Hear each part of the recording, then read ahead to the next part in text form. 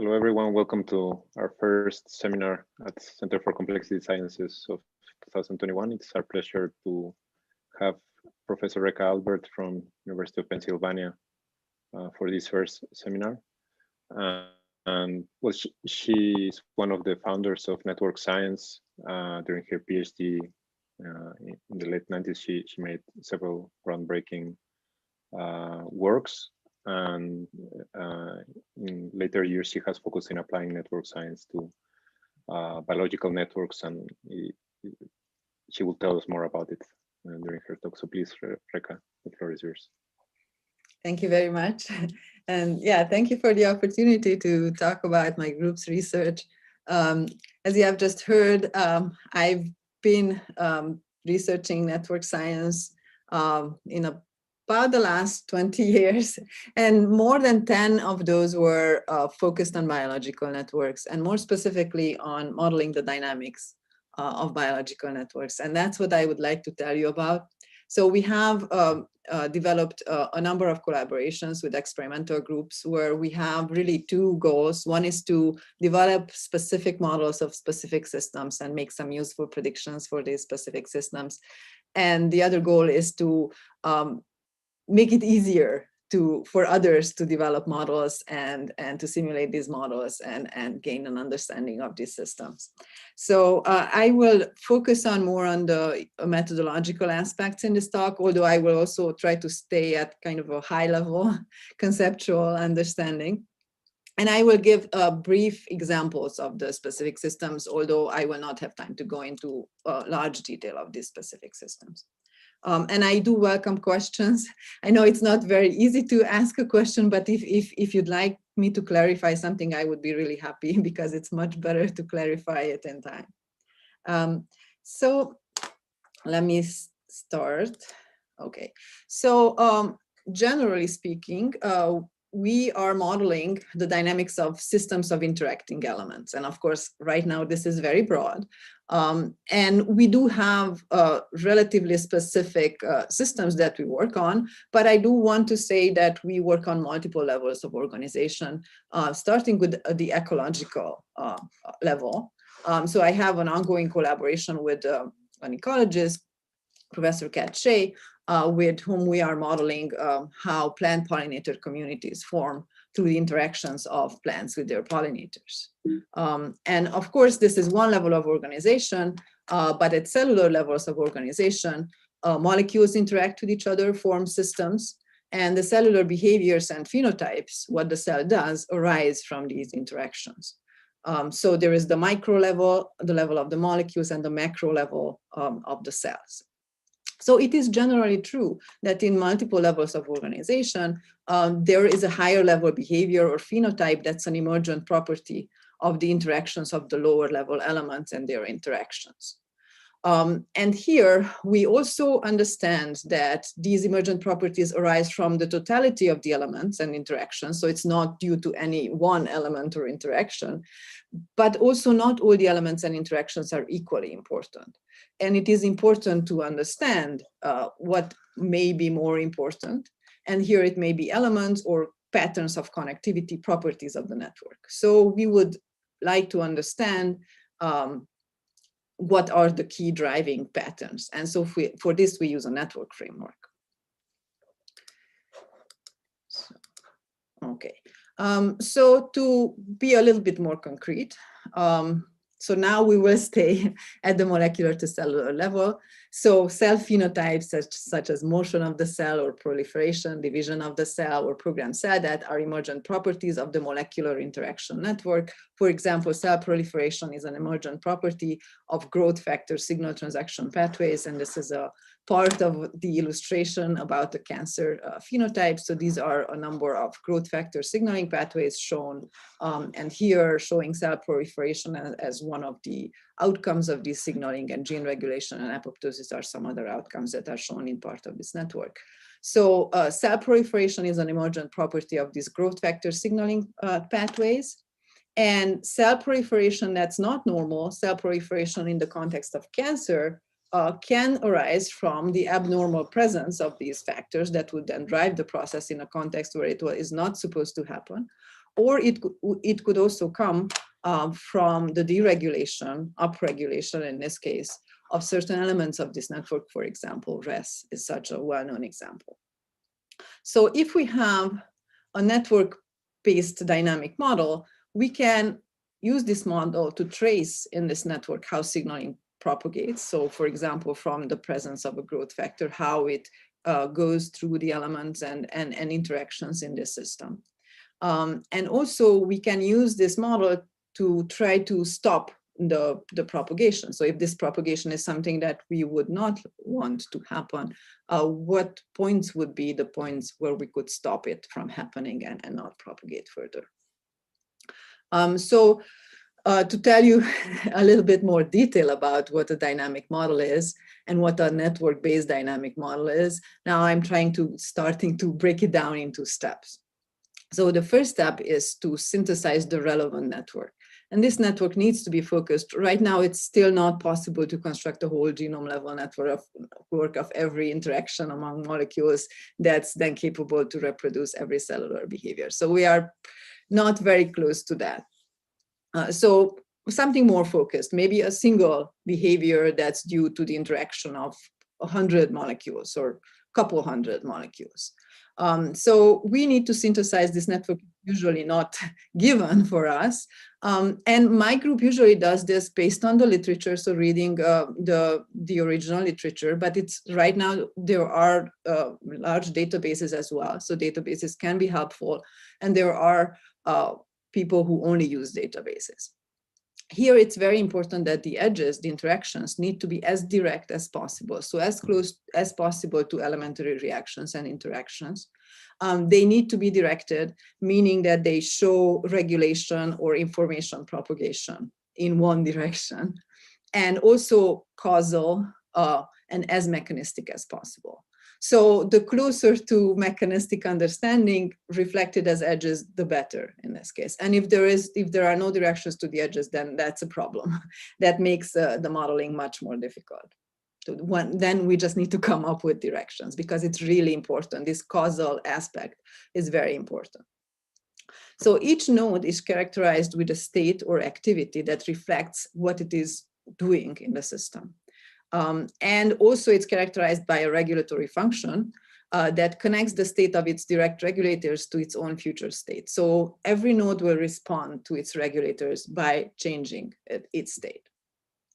And so in this framework, deregulations can be represented by an override of the node's regulatory function. So it could be constitutively active. So from then on, it's active no matter what its regulators are doing, or it could be constitutively inactive no matter what the regulators are doing.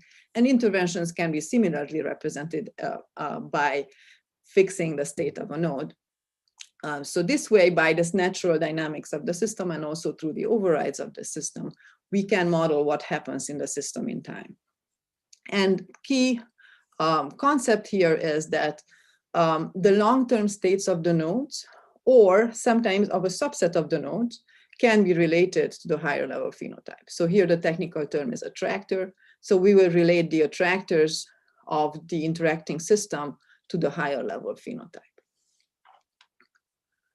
So breaking it down even further, I can show you some steps, and we kind of go through these steps. But here, really, the key point is that experimental data either is as in information or as state data. So usually when people say data, they mean expression data. Here, I don't just mean expression data. Different kinds of data and different kind of experimental information both informs the model and is used to test and validate the model. So we compile the nodes, synthesize the edges, and construct the regulatory functions based on experimental data, experimental information. And this is experimental information of the interaction kind or kinetic kind. With the specification of the regulatory functions, the model is specified. We need to have an initial state of the system to start the model from. And if there is information of a natural resting state or initial state of the system, we use that. So this is where state data is used. And then starting from this initial state, we can run the model, we can simulate the model and generate trajectories of the simulated system. And we need to compare these trajectories to the real system's behavior or the real system's outcomes. And this is where the expression information comes in. So we use the expression or state kind of information to compare with the model and see whether there are discrepancies. And if there are discrepancies, we need to go back and we need to make changes to the model. So here we can change regulatory functions, and we can usually do it because in the vast majority of the cases, there isn't enough information to completely specify the regulatory function. So changes are always possible. And we may need to add edges or delete edges. We need to make hypotheses to refine the network. Sorry, I didn't mean that. And so we do this until the model captures as many as possible of the experimental information. And then after we are sufficiently satisfied with the model, we validated it, then we can use to do perturbation or intervention analysis. And this can be done systematically if the model is not very large. And that can lead to lots of new model predictions if we find results that were not tested experimentally. And then follow-up experiments can test these.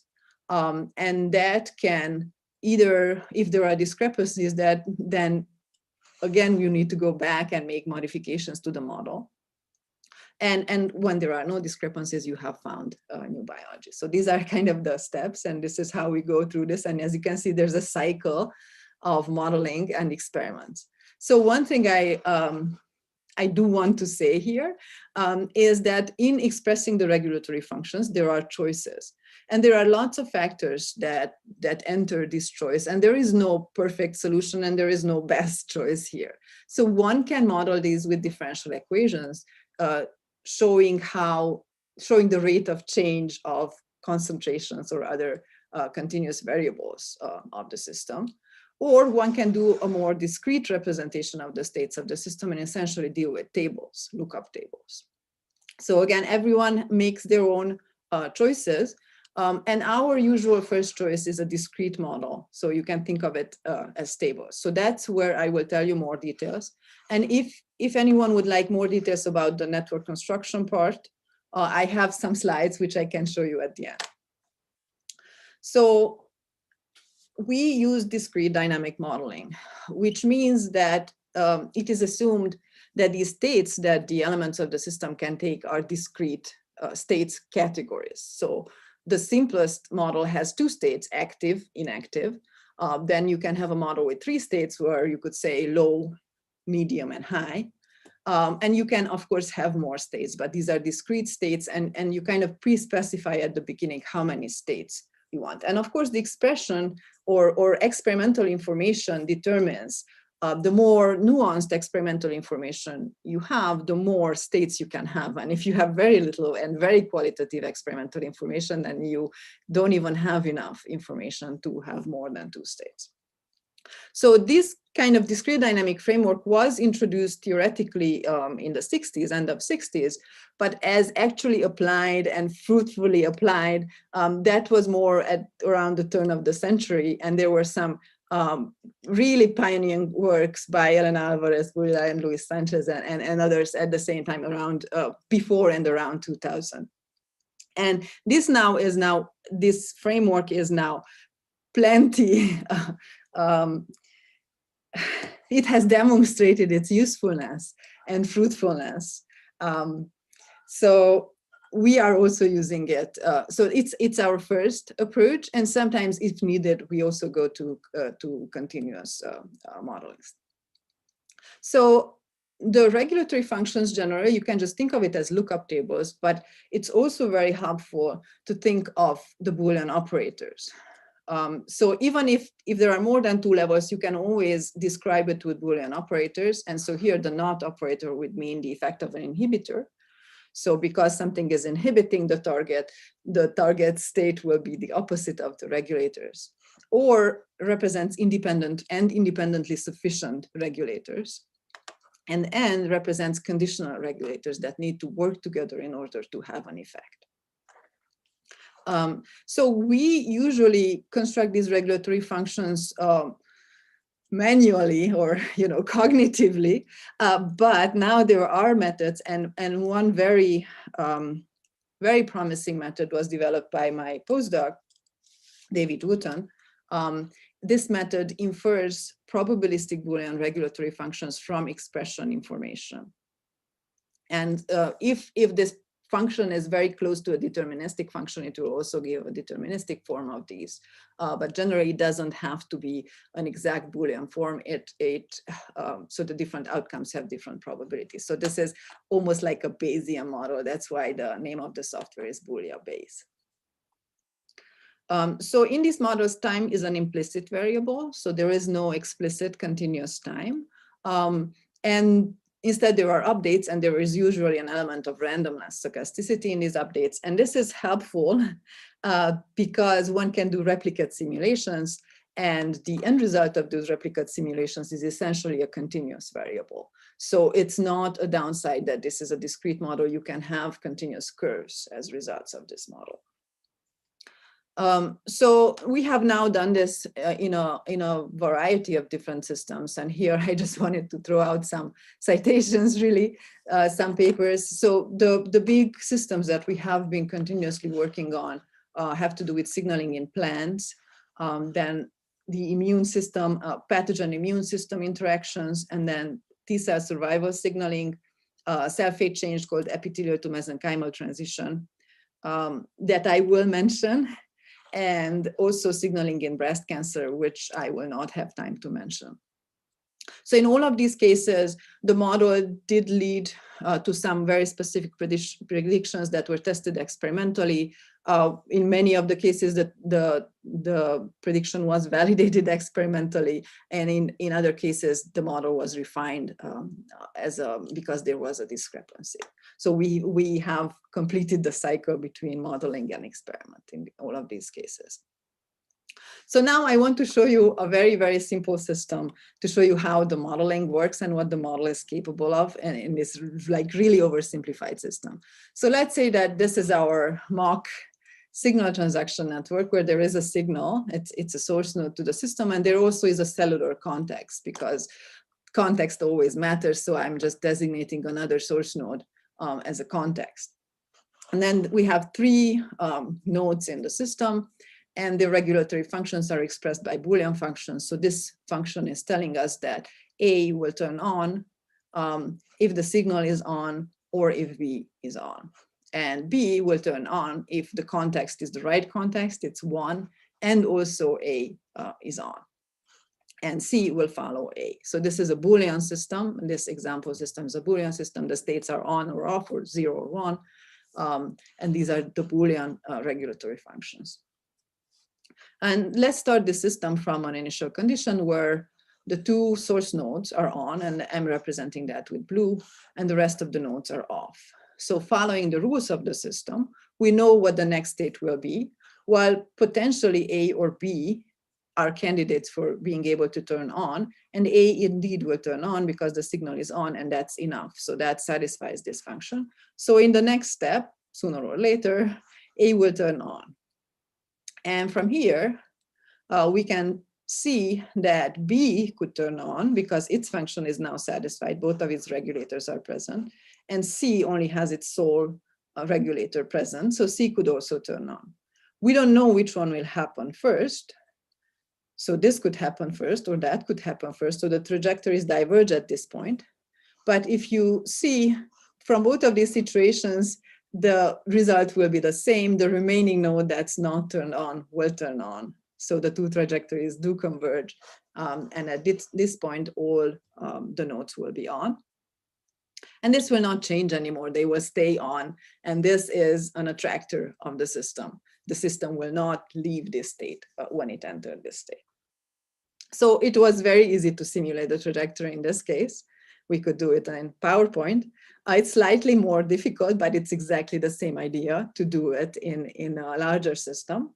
And by this, we can also find the attractor repertoire of the system. So how many attractors does this system have?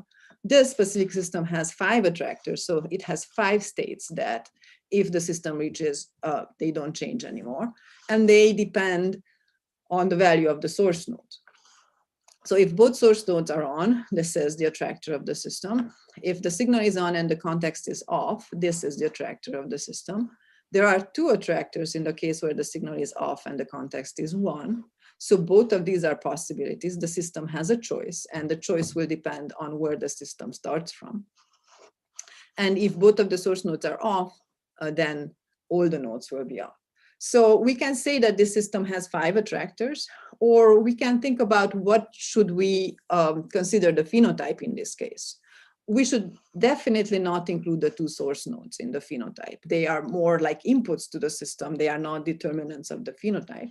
So if we would consider these 3 internal nodes, in terms of those 3, there are in fact 3 phenotypes in the system, not 5. So all 3 of them are on, and that's also the case in this case.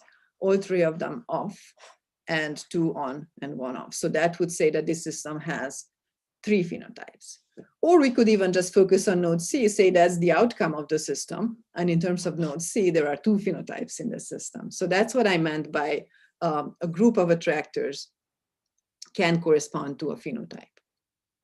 So the model can identify the states and the state trajectories that lead to any given attractor. And the model can also describe what happens if there's a perturbation. Let's say that node B is off and it will stay off.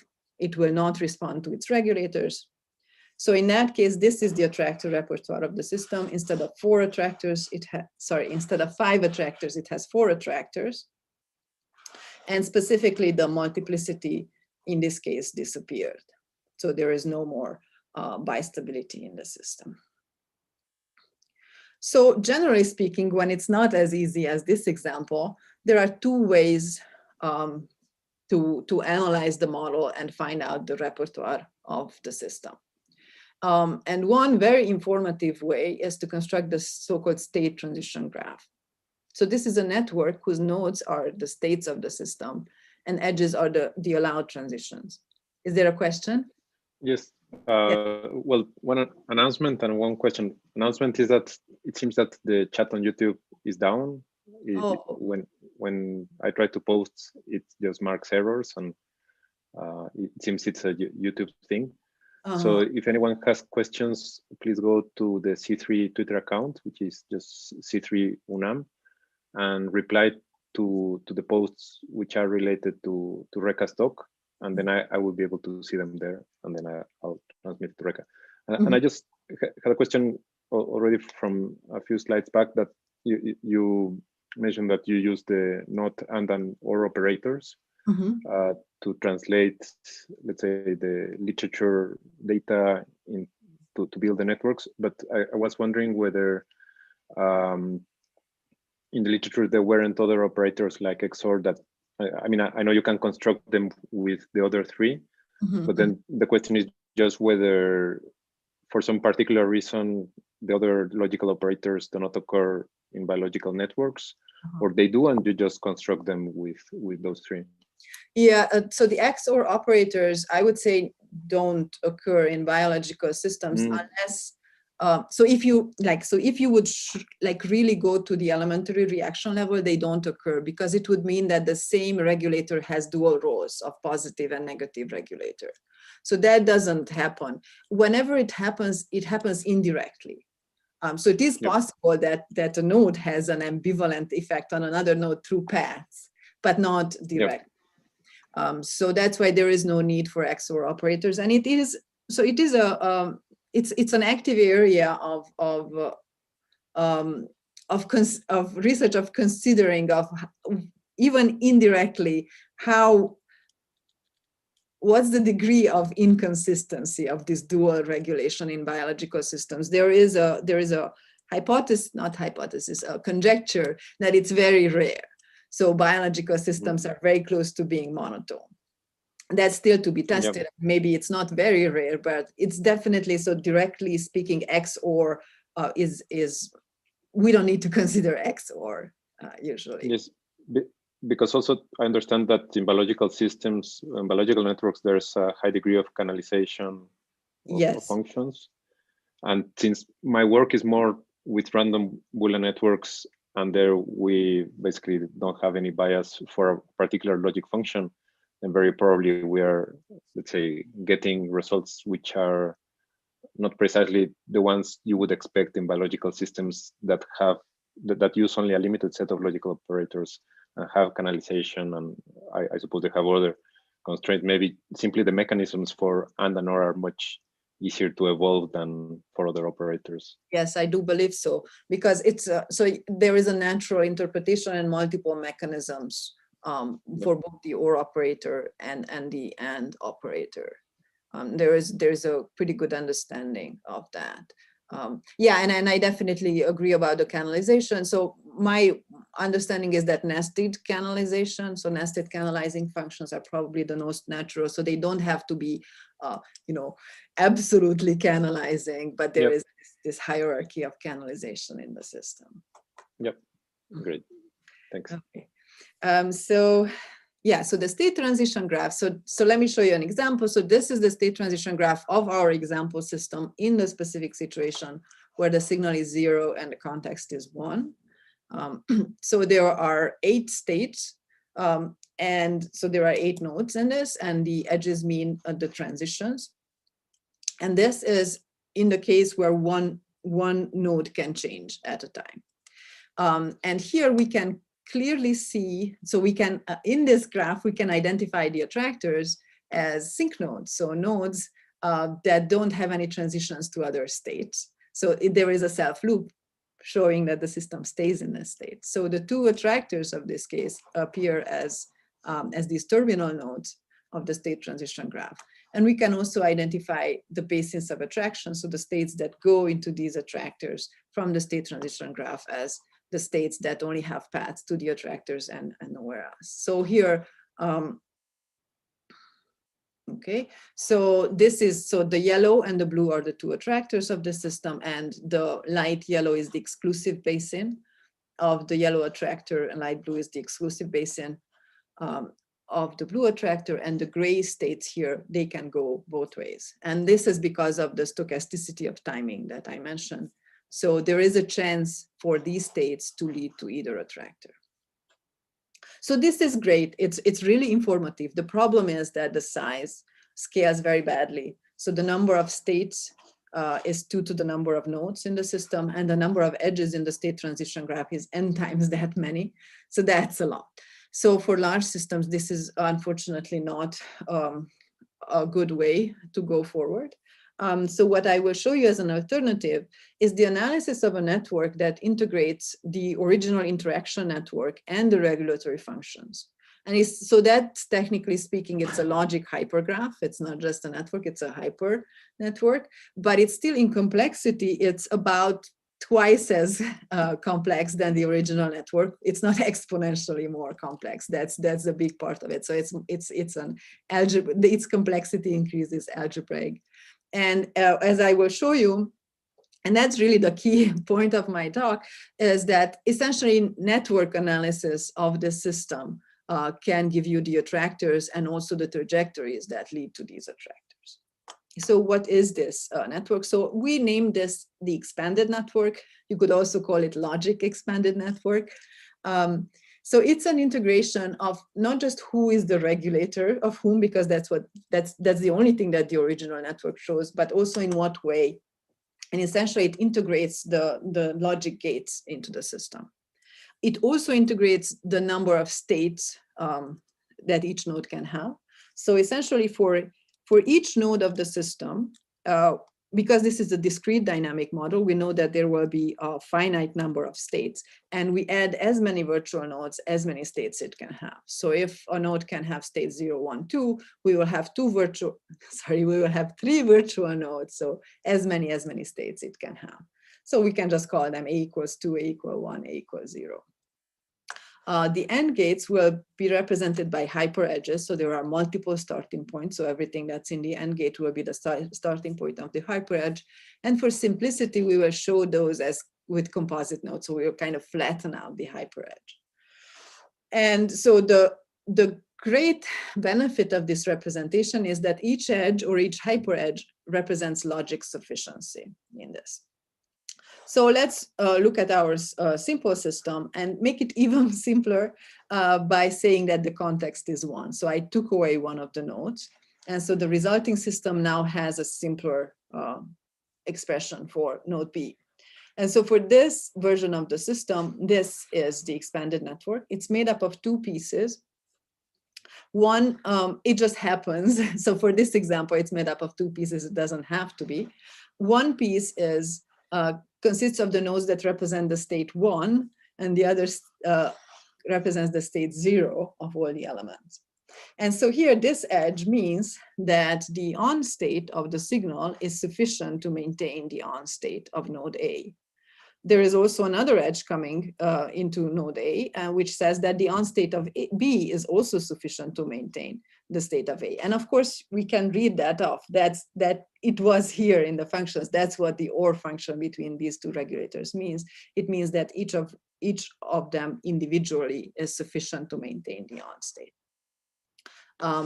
While for the off state of A, the off state of the signal together with the off state of B is needed to maintain it. So that's what the composite node shows.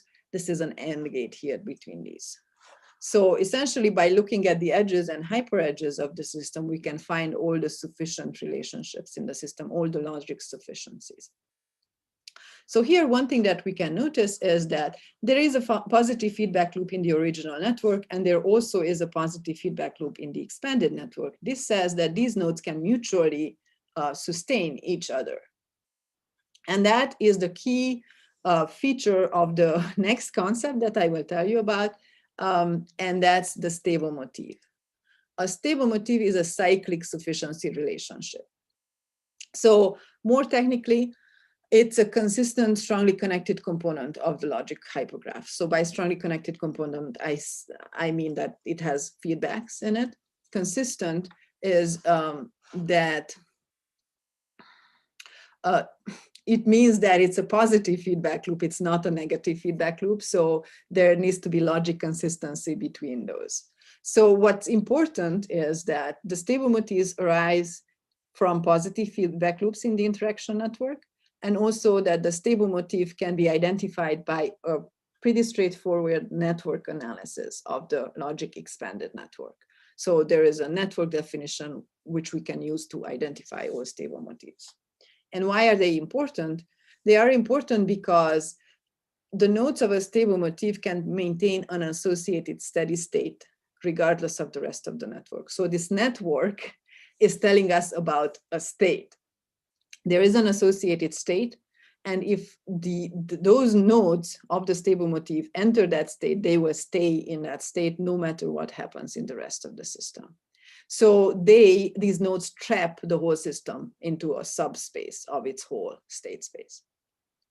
So in our example, and making it even simpler, let's focus on the case where the signal is 0 and context is 1. So we took away the 2 inputs. So now it's obvious that this positive feedback loop drives the whole system. So here A can maintain B and B can maintain A. The expanded network looks like this. So how do we see the stable motifs? Well, they are positive. In this case, they are simply just positive feedback loops in the expanded network. So there is a positive feedback loop for the on state of both A and B. And that positive feedback loop by itself already tells us the corresponding associated state is the state 1 of A, state 1 of B. And this will also imply immediately the state 1 of C. So this tells us immediately the corresponding attractor of the system where A, B, and C are on. And there's another stable motif for the off state of the corresponding nodes, actually all corresponding nodes. So the system expressed this way had 2 stable motifs and 2 attractors. Of course, so this was true for this value of the source nodes, but for different values of the source node, one or both of these disappear. So for example, if the signal is 1, this stable motif disappears. It's not part of that system where the signal is 1. And when the context is 0, this disappears. And when both of them, the signal is 1 and the context is 0, both of them disappear and there are no stable motifs in that system. And that can be directly related. to the attractor repertoire of the system. So essentially, there is a correspondence between the stable motif repertoire of a system and the attractor repertoire of the system. And in this case, it was direct. So from one stable motif, we went to the corresponding attractor. But in other cases, it takes multiple steps. So before going to the multiple steps, I want to say that the concept of the logic hypergraph and the concept of stable motif is translatable and was translated by my PhD student, Jordan Rosum, to continuous systems as well. They exist in continuous systems. The only tweak is that the nodes of the logic hypergraphs need to be statements about continuous variables. So instead of the virtual node meaning A equals 1, it will say A is larger than 0.7, and now A is a continuous variable between 0 and 1, for example, because it just makes sense to normalize it.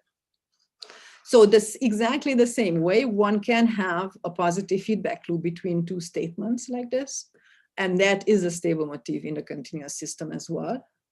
And so if the system satisfies the statements that form a stable motif, it will keep satisfying them regardless of the rest of the system. And this traps the system into a subspace. It's now a subspace of the continuous state space, but the idea is the same. And the applications are the same as well. So we are very happy about this development. This says that these concepts are general. They don't only apply to discrete systems. So now how do we go from the stable motif repertoire to the attractor repertoire in cases where there are more stable motifs? So this is a slightly more complicated example that has multiple stable motifs. And there are also other flavors that we call conditional stable motifs. And this example also has a negative feedback loop. So we try to kind of showcase multiple things here. So in the system, there's a positive feedback loop between E and F, and that corresponds to two stable motifs. There's a positive feedback loop between A and B that also corresponds to two stable motifs. And there is a negative feedback loop. This is the expanded network. And here we can see on the expanded network that one of these stable motifs is in fact a conditional stable motif. So E and F will be 1, and they can stay 1 only while B is 1. So there is a condition there's a condition on the stability of the on state of E and F. And as long as that condition is true, E and F can maintain an associated state.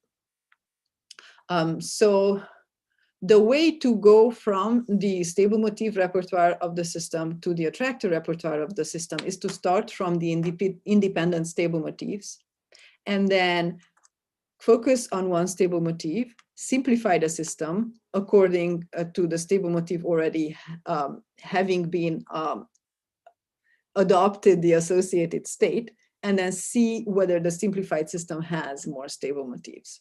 And that leads to a succession diagram of stable motifs. So these are the 3 stable motifs of the system. And if this stable motif locks in and the system simplifies, the simplified system has 2 remaining stable motifs. And if this one locks in, that takes the system to this attractor where everything is on. If this locks in, then it takes it to an attractor where 4 nodes are on and 2 are 0.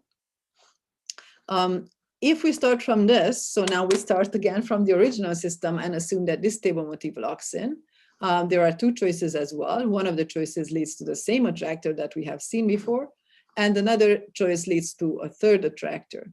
And in this attractor, 2 nodes oscillate because this part, the negative feedback, led to a motif in which the system visits both the on and off states of these 2 nodes. And if this stable motif locks in, that actually leads to every other node stabilizing and leads directly to this attractor. So by considering each stable motif one by one, simplifying the system, assuming that the stable motif has locked in, seeing whether the reduced system has more stable motifs and so on, we can find every possible decision of the system and every possible trajectory and at the end, every possible attractor of the system. So this is really the essence of our method. It's the concept of stable motifs and the construction of the stable motif succession diagram that identifies the decisions that the system is making in which it enters smaller and smaller trap spaces and finally is trapped absolutely into an attractor. So I know this took some time. So now I will go a little bit more quickly, but so hopefully this was the most important part. So hopefully the applications will be quicker. Oh, so I should also say that we also need to test in this method, we also need to test whether there are any attractors of the system that avoid all the stable motifs. So this is very rare. And this took us a long time to even realize that this is something that we need to assure doesn't happen. Jordan Rosen, my PhD student, so originally this method, the concept of stable motif and the stable motif-based succession diagram was developed by Jorge Zanudo, who was my PhD student. And now the whole method was re-engineered by Jordan, also adding the step of finding whether there are any motif avoiding attractors. So in this case, there are no motif avoiding attractors. So this is, I will immediately jump to the stable motif succession diagram of the TLGL network. So this is one of the examples where we have constructed a Boolean model of a signaling network in T cells. And the outcomes of this system, there are two outcomes, and one is programmed cell death, apoptosis of the cell, and the other is survival. And in this context, this is the context of a disease. So this survival of this T cell is actually the pathology of the disease. So we have found that there are 3 stable motifs and 2 conditionally stable motifs in the system. And we also found the successions that lead to the different attractors. So it turns out that there is a stable motif, which if it locks in, the system goes into the survival state, so into the pathological state. The trajectories to the other attractor, to the programmed cell death attractor, go through 3 stable motifs. So this succession of 3 motifs leads to apoptosis, or this succession of the same 3 motifs also leads to apoptosis. So actually, in this case, multiple orders lead to the same attractor. Or there is a slight variation where these 2 motifs are the same, but this is a different version. It's a conditionally stable motif that also leads to apoptosis. So we can find all the trajectories of the system, but now there are many fewer trajectories, and this is a more coarse-grained and higher level representation of the trajectories instead of considering every possible state of the system. So the stable motifs give you like the key points of no return in the system. And in this case also, it is possible to verify that there are no motif avoiding attractors. So this gives us an understanding of the decisions of the system and the points of no return in the system. So with this understanding, we can control the system. So if we want the system to go into the apoptosis attractor, we need to make sure that these motifs lock in. So we can make sure, so we can intervene to make the motifs lock in. So the only thing that remains is to find what's the minimum intervention that assures that the corresponding motifs lock in. So because a sequence of stable motif lock-ins determines each attractor, if we can ensure that all the initial, if we can ensure that all the stable motifs lock in, then all initial conditions will go to the desired attractor.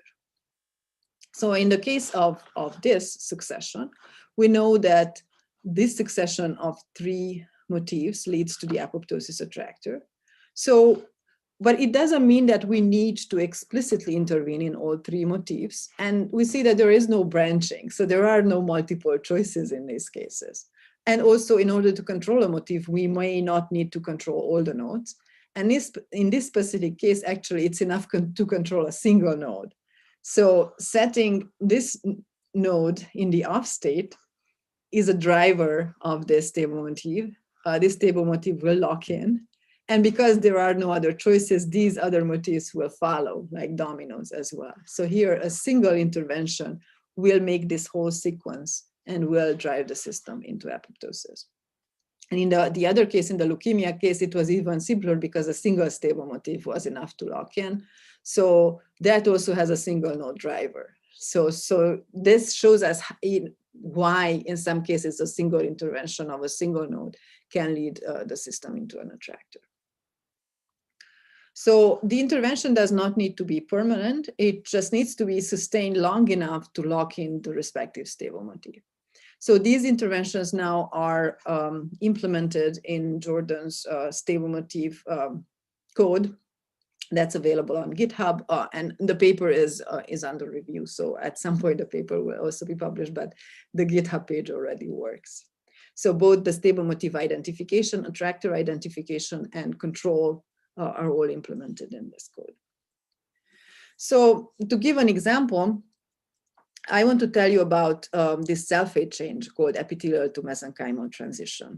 So epithelial cells are immobile. They are bound to each other. So a skin cell is an example of an epithelial cell. While mesenchymal cells, they are not bound to each other and they can move. And so this transition is frequently very useful and normal, for example, in wound healing.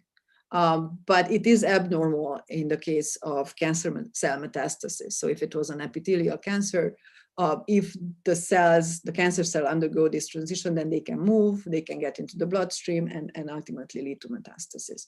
So in this context, it is very important to block this transition from happening. So in this project, Steve Steinway, who was an MD PhD student whom I was co-advising, so Steve formulated the Boolean model of the signaling network that leads to the loss of the protein ecotherine. That's a hallmark of this epithelial to mesenchymal transition. And in this, we found the stable motifs and we found how to control the system. So that's what I will now show you. So this is the network. All of these blue nodes are signals. They are external molecules. Some of them are not source nodes in the network sense because the cell itself can produce these molecules. So there can be cell-to-cell signaling or even cell-to-itself environment signaling. So that's why there are some feedback loops in the system, even for these external molecules.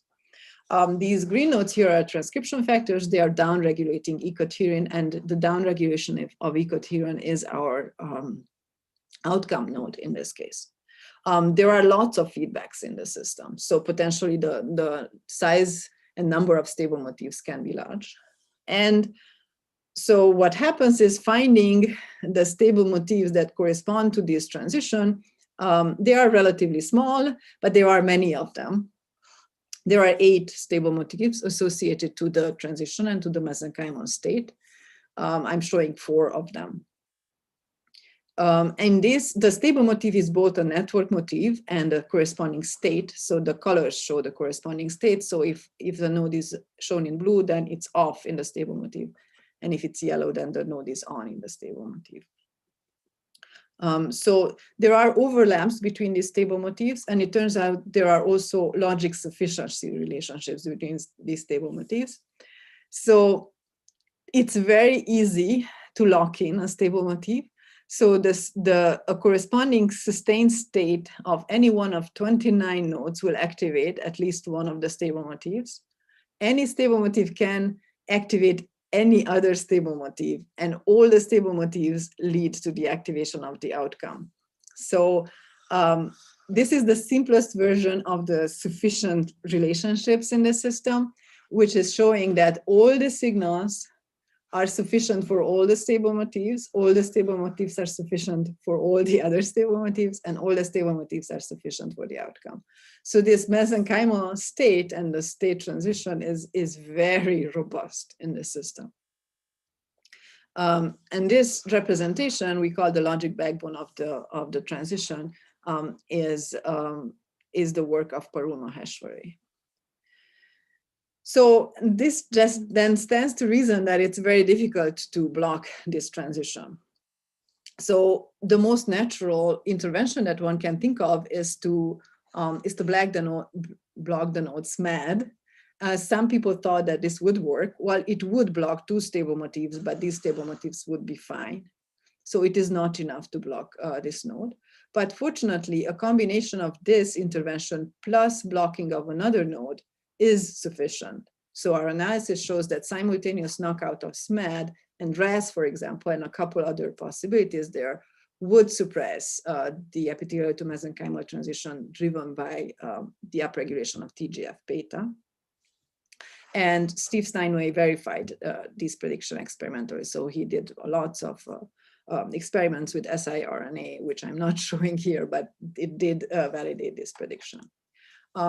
The prediction also says that if one would just do a single intervention, for example, knockout SMAD, that would make the system go into a hybrid, epithelial mesenchymal hybrid state, which now is becoming more clear that it may be as bad or even worse than the mesenchymal state. So definitely that's not a good way to go.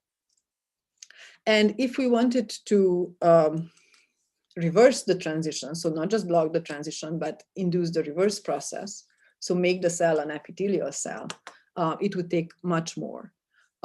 It turns out that the stable motif associated to the epithelial state, so the inverse state, is this whole network. So that's 66% of the network is the whole strongly connected component of the network.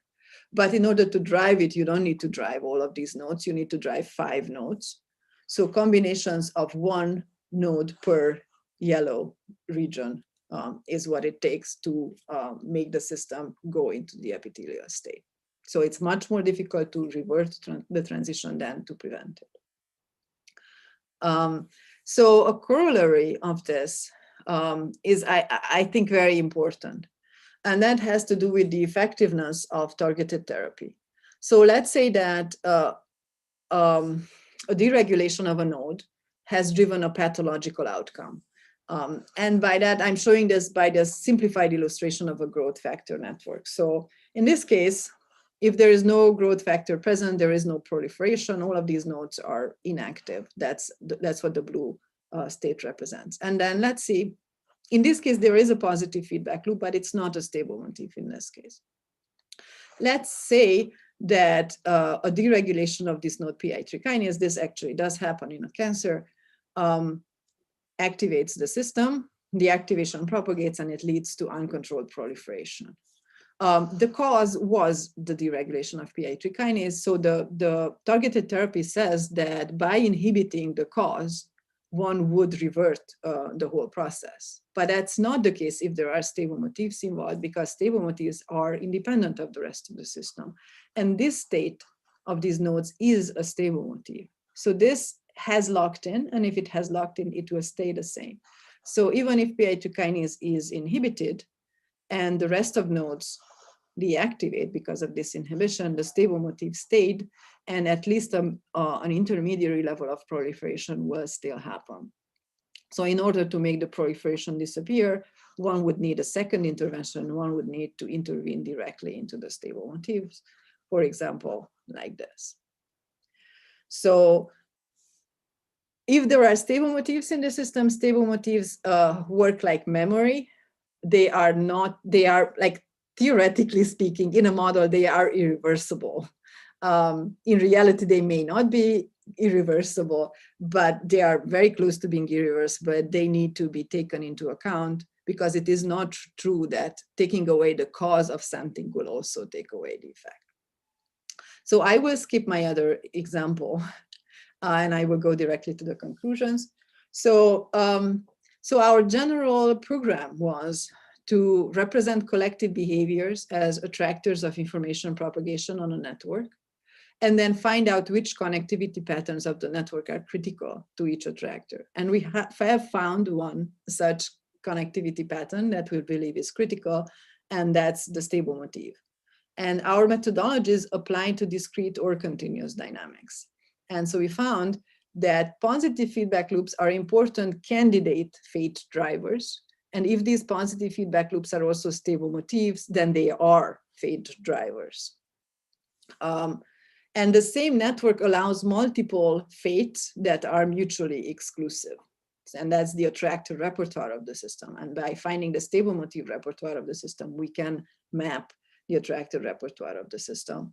And this is now becoming easier because of the code that Jordan has. So if a network has a stable motif, then driving the system out of the associated attractor must involve control of nodes or edges of the stable motif. So this must happen, but the good news is that it's not that difficult. We know exactly where to look and what to drive, and usually it is relatively easy to drive a stable motif. It does not need to involve controlling all the nodes of the stable motifs. And targeted therapy may need to be complemented to reverse the network-wide effects of the targeted mutation. And this is something that we need to know about. This is not something where we can just naively assume that, that it will work. And kind of the general conclusion is that I think there are lots of new open areas and exciting opportunities to contribute to the emerging understanding of biological systems, and also this understanding will lead to control of biological systems. So we are starting to do it. It's going relatively slowly, but the more people do it, it will go much faster. So finally, I want to acknowledge all my collaborators. So I talked most about the work of Jorge Zanudo. So he came up with the concept of the stable motif and also how to control the system based on stable motifs. Jordan has now taken up that work and has improved the computational aspects a lot. Steve Steinway constructed the empty model and also did the experiments. Yeah, and other members of the group also contributed in their own way, in lots of different ways that I did not mention. But I'm very happy to answer your questions. And also, if you want to write to me later, I'd be happy to answer your questions by email as well. Yes, thank you very much, Reka. The chat on YouTube channel is working now. Mm-hmm. If on your browser you see that the chat is disabled, just reload the page and you should be able to post a question there. Reka, well, there are questions coming in. Well, this very interesting effort from your group, because even when there has been only, let's say, a bit more than 20 years since network science, let's call it, exploded as such. Mm-hmm. Let's say there are many different efforts to try to understand how the relationship between structure and function in networks in general, and in more particular, how to control network dynamics. Mm-hmm. And I mean, your talk was about one way of controlling biological networks, mm-hmm. but I was wondering whether you could speak a bit more about network control in general, and which challenges, opportunities, advances you see in the near future. Yeah, I see. Yeah, so there are different goals possible for even under the name of network control, and also so different methodologies apply to different systems. So another very important network control method is so-called structural controllability, which the name itself is pretty general, but there are some very specific aspects of that. So first, the goal is to drive the system into an arbitrary state. So it doesn't have to be an attractor. It doesn't have to be a natural state of the system. Just drive the system there. That's the goal. And this method applies very well to systems whose dynamics is linear. And it's questionable to what degree it applies to nonlinear dynamics. I mean, it probably applies in a case where it's very close to an attractor, so it's just because of the small distance, it's linearizable. So there are some very powerful results in that case. And interestingly, they are different than so the importance of cycles is actually quite the opposite in that case. So it turns out that in that case, for structural controllability, cycles don't need to be controlled explicitly. There is also another general framework that includes nonlinear and linear dynamics, where the goal is specifically to drive the system into one of its attractors. And so that's called feedback vertex set-based control. And there, a very, very powerful result is that if you control all the cycles in a system, you can drive the system into one of its natural attractors. So feedback vertex set control would be control as many nodes as it takes to control all the cycles. So that's what feedback vertex set means. It's the set of nodes which, if you take away from the system, the remaining system doesn't have any cycles. So feedback vertex set based control says that if you control all the cycles, you can drive the system into one of its natural attractors. You cannot drive it into an arbitrary state, only to its natural attractors. Yep. So there are these two different frameworks, and there are some differences in the results as well as in the goals. So I think for any specific system, it's best to kind of just really think deeply about like what are the natural dynamics of the system and what are the goals that are closest to what you want to accomplish, and then choose what framework is the most appropriate. Yep. Good. Christian Enrique Solguin asks, a great issue that arises in the modeling of these systems is to determine the causal direction of the interaction between agents. Some experimental reports are contradicted in their conclusions. How have you tackled this problem? Have causal discovery techniques been applied? So I did not quite understand everything, but I think it's about, so if there are inconsistent observations, like how do we reconcile differences I understand that's part of the question, and another part of the question, how do you distinguish correlation and causation? Oh, I see. Yes. So that's, we need causation. We need causation. It's not, if one gives me correlation, I don't know what to do with it. So they are not replaced, like they are, they are not interchangeable at all. So that's unfortunately a big problem, because from expression information, you can find co-expression, which you can interpret as co-regulation, correlation, and that's all good, but there is no causality in that. And so it will not work. So none of these modeling will work if you only have correlation.